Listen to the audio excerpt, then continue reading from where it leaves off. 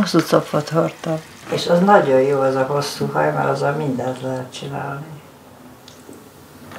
Hát aztán esküvőben levágták koposzra.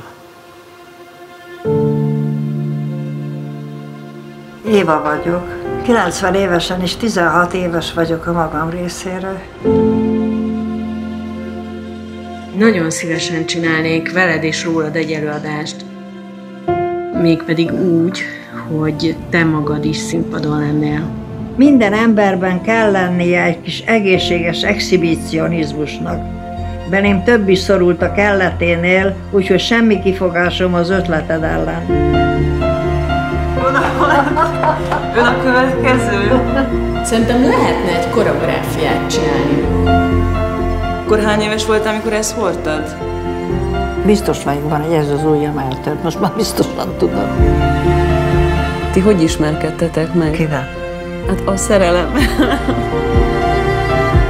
Az ember visszajött azért abból az Auschwitz-Birkenából, és azért az embernek mégiscsak az volt az érzése, hogy nekem ez jár.